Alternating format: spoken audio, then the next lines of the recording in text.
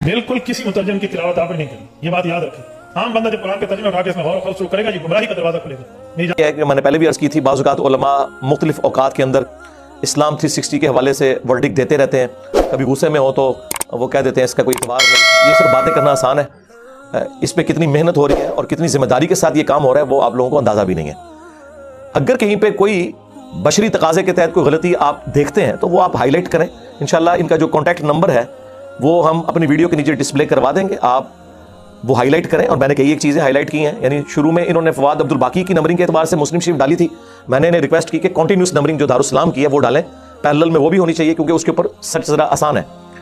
Plus एक दफ़ा सही बुखारी के जो अबवाब थे वो बीच में से गायब हो गए थे, तो वो मैंने इनको रिक्वेस्ट की कि अबवाब के अंदर इमाम बुखारी ने अपना बाकायदा फ़हम लिखा हुआ है, वो आप उसको ना निकालें। उसमें बाज़ औक़ात ऐसे अक़वाल हैं जो दूसरी किताबों में मिल जाते हैं और वो बड़े बेनिफिशरी हैं इस एतबार से। मसलन सही बुखारी में चैप्टर की हेडिंग में लेके आए हैं इमाम बुखारी कि हज़रत उमर ने अपने ज़माने में एक मजनून पागल शख्स के ऊपर हद कायम कर दी, तो सैयदना अली ने कहा कि ए अमीरुल मोमिनीन, 3 लोगों से अल्लाह ताला ने कलम उठा लिया, मजनून से, सोए शख्स से और नाबालिग से। तो हज़रत उमर ने अपना डिसीजन वापस ले लिया। ये पूरा वाक़या इमाम बुखारी ने चैप्टर की हेडिंग में डाला है, वो हदीस की नंबरिंग में नहीं। चैप्टर के हेडिंग्स उड़ा देंगे तो वो बुखारी से निकल गया, हालांकि ये हदीसें भी मौजूद थी।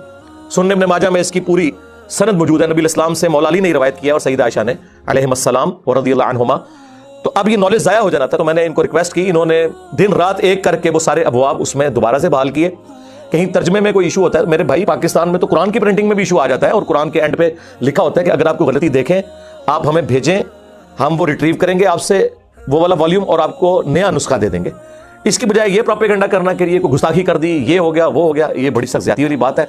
अल मुस्तदरिल हाकिम में इन्होंने बरेलवी मकतब का तर्जुमा चूँकि अवेलेबल था वो डाला है, इमाम ज़हाबी की उसमें तहकीम लगी हुई है, उसमें बाज़ औक़ात ब्रैकेट्स में कोई अल्फाज चले जाते हैं वो हदीस का हिस्सा नहीं होते और वो ब्रैकेट्स तो सब ने डाली हुई होती हैं, उसको कोई हदीस के तर्जुमे में गड़बड़ शुमार ना करे। बाज़ औक़ात ब्रीफ करने के लिए होता है, बाज़ औक़ात कोई उस पर वैसे कमेंट्स कर देता है और वो कमेंट्स भी बाज़ औक़ात ऐसे नहीं होते जिनके ऊपर कोई गिरफ्त हो, लेकिन फ़िरका वारियत की वजह से लोग उसे बुरा समझते हैं। तो बजाय ये कि आप अपनी वीडियोस इनके खिलाफ रिकॉर्ड करवाएं और कहें कि इसका कोई एतबार नहीं है, ये तर्जुमे बदल देते हैं।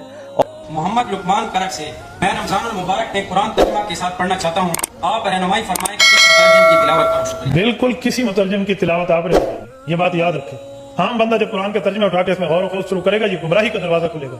मेरी जाने मन, कुरान करीम इतना लावारिस नहीं है कि आप इसको बगैर कुरान के माहिर के पढ़ना शुरू कर दें। डॉक्टरी मेडिकल की किताब आप बगैर माहिर के नहीं पढ़ते, तो कुरान करीम बगैर माहिर के क्यों पढ़ेंगे? तर्जुमे आपके लिए नहीं है, ये तालिब इल्म के लिए, ये अंडर कंस्ट्रक्शन आलिम के लिए है, जो अभी ज़ेर तामीर है, ये उसकी मदद के लिए है। आपको चाहिए आपने तर्जुमा पढ़ना तो किसी आलिम दीन की ज़ेर निगरानी पढ़ें। और ये हैरानकुन बात है कि अगर मुझे कोई यहूदी आके ये कहे ना कि कुरान डायरेक्ट ना पढ़ना गुमराह हो जाओगे, हम कहेंगे देखो अल्लाह का दुश्मन है, अपनी किताब पढ़ना चाहता है, तो तुम्हारा मौलवी मेंबर चढ़ कहता है कुरान डायरेक्ट नहीं पढ़ना चाहिए, गुमराह हो जाओगे, तो उसके बारे में सोचा जाए किसी और चक्कर में ही है। ये मुसलमान के नबादे में दुश्मन इस्लाम का खड़ा हुआ है आपके सामने। कुरान तो कम से कम 4 दफा सूरत में कह रहे हैं वलक़द यस्सरनल कुरान लिज़िक्र फ़हल मिन मुद्दकिर, कुरान नसीहत के लिए आसान है कोई समझने वाला? और सर मैं डायरेक्ट तो कभी भी मैंने नहीं कहा, ये मेरे पे झूठा इल्जाम है। मैंने हमेशा चाहे बरेलवी हो तो आप बरेलवी साहब का तर्जुमा पढ़ो, जो बंदी हो तो अशरी थानवी का ही पढ़ लो अपने बुजुर्गों का, आप अहले हदीस हो तो जुना गढ़ी साहब का ही पढ़ लो, शिया हो तो सैयद फरमान अली शाह साहब का पढ़ लो। सर मैं तो कहता हूं आप बरेलवी साहब से कुरान पढ़ें, क्योंकि वो ये नोट्स तो नहीं बना के गए थे, आपके लिए तर्जुमा लिख, तो मैं तो डायरेक्ट बरेलवी साहब से कुरान पढ़ता हूं। ये रोबोट से दीन नहीं सीखा जा सकता, फलां नहीं किया जा सकता। वैसे तो हमारी जिंदगी के अंदर ये सारा कुछ जो है वो ये यूज़ कर रहे हैं, मोबाइल फ़ोन भी यूज़ कर रहे हैं, गाड़ियाँ भी गोरों की बनाई भी यूज़ कर रहे हैं और कपड़ों से लेके हर चीज़ इनकी गोरों की मशीनों के ऊपर बनी हुई है। और सिर्फ इस्लाम 360 के बारे में इस तरह के वर्डिक्स देना ये बिल्कुल गलत है। अगर कोई चीज़ आप देखते हैं आप हाईलाइट करें, कोई क्लैरिकल मिस्टेक है इंशाल्लाह उसे हम अपडेट करेंगे, और अगर कहीं पे आप समझते हैं कि तर्जुमे में अल्फाज का चुराव दुरुस्त नहीं है वो भी बिल्कुल ठीक हो जाएगा।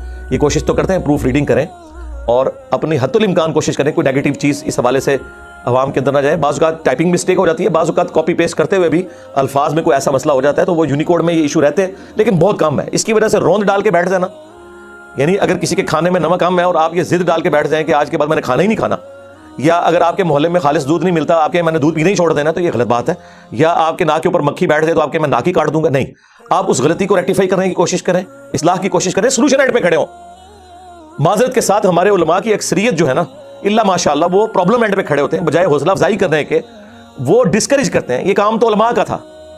देखें मदीना यूनिवर्सिटी के लोगों ने मकतबा शामला बनाया तो उन्होंने कंट्रीब्यूट किया, लेकिन पाकिस्तान में हमारे उलमा मदारिस में ये काम होना चाहिए था जो एक ऐसे बंदे ने किया जो दुनियावी उस फील्ड से आया, सो कॉल्ड जिसको आप समझते हैं, तो बहुत बड़ी इनकी कंट्रीब्यूशन है, इनके लिए सदका जारी है। صحیح مسلم میں حدیث ہے کہ اللہ کے نبی الاسلام نے فرمایا کہ میت کو 3 اعمال کا ثواب اس کے مرنے کے بعد بھی پہنچتا ہے. ایک صدقہ جاریہ, دوسرا علم کی بات, جس طرح امام بخاری امام مسلم نے کتابیں لکھی, آج تک ان کے نام اعمال میں نیکیاں جاری ہیں اور اسلام 360 تو آپ سمجھ لیں اس سے کئی گنا بڑھنے والا معاملہ ہے. اور تیسرا نیک اولاد جو اس کے لیے دعا کرتی ہے. تو یہ ان کے لیے صدقہ جاریہ ہے. ہماری دعائیں زاہد بھائی آپ کے ساتھ ہیں.